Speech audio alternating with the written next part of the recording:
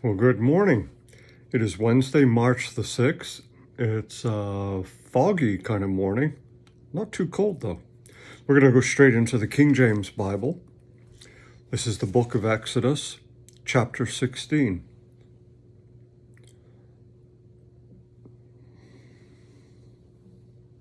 Okay, they came to Elim, which was the 12 wells of water, and the 70 palm trees, the 70 palm trees. So here we start on chapter 16.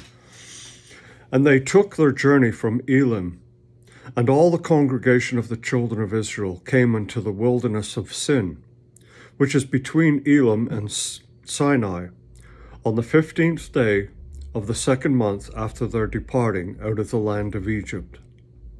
And the whole congregation of children of Israel murmured against Moses and Aaron in the wilderness.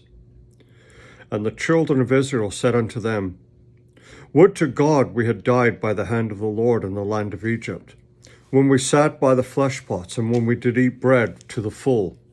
For ye have brought us forth into the wilderness to kill this whole assembly with hunger. Then said the Lord unto Moses, Behold, I will rain bread from heaven for you, and the people shall go out and gather a certain rate every day, that I may prove them, whether they will walk in my law or no. And it shall come to pass that on the 6th day that they shall prepare that which they bring in, and it shall be twice as much as they gather daily.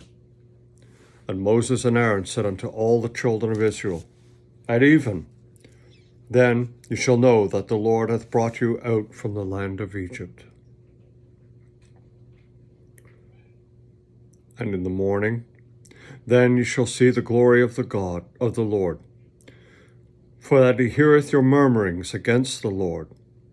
And what are we, that you murmur against us? And Moses said, This shall be, when the Lord shall give you in the evening flesh to eat, and in the morning bread to the full. For that the Lord heareth your murmurings, which ye murmur against him. And what are we? Your murmurings are not against us, but against the Lord. And Moses spake unto Aaron, Say unto all the congregation of the children of Israel, Come near before the Lord, for he hath heard your murmurings.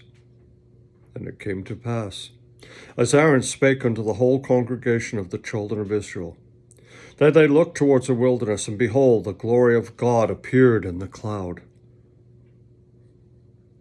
And the Lord spake unto Moses, saying, I have heard the murmurings of the children of Israel. Speak unto them, saying, At even ye shall eat flesh, and in the morning ye shall be filled with bread. And ye shall know that I am the Lord your God. And it came to pass that at even the quails came up and covered the camp. And in the morning the dew lay round about the host. And when the dew that lay was gone up, behold, upon the face of the wilderness there lay a small round thing, as small as hoarfrost on the ground.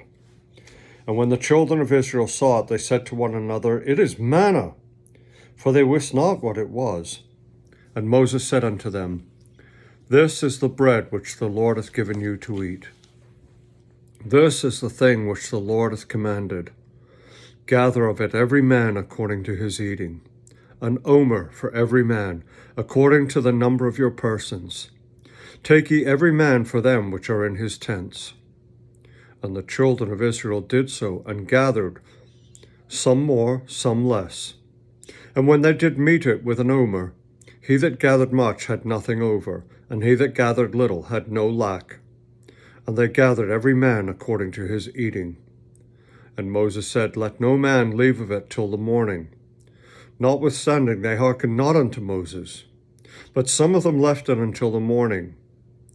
And it bred worms and stank, and Moses was wroth with them. And they gathered it every morning, every man according to his eating. And when the sun waxed hot, it melted. And it came to pass that on the 6th day they gathered twice as much bread, 2 omers for one man. And all the rulers of the congregation came and told Moses. And he said unto them, That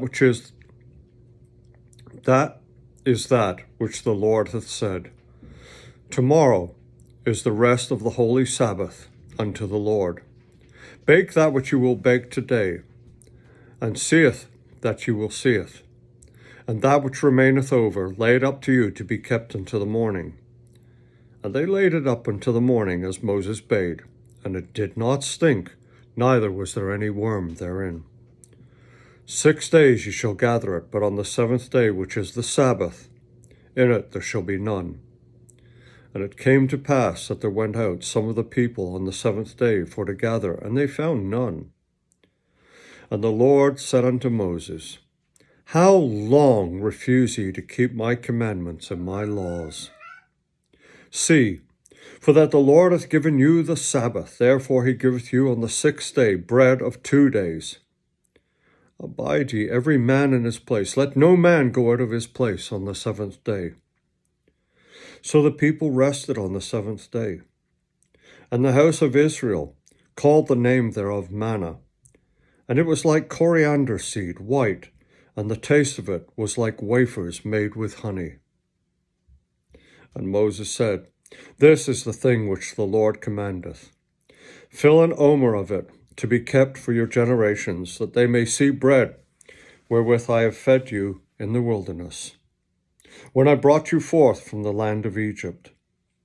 And Moses said unto Aaron, Take a pot, and put an omer full of manna therein, and lay it up before the Lord, to be kept for your generations.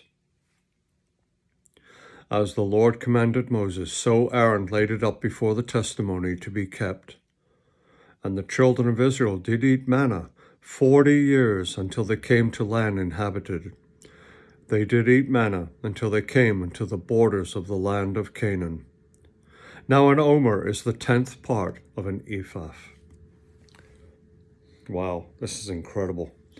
All I can think of while reading that is the Sermon on the Mount, where Jesus said, God knows your needs.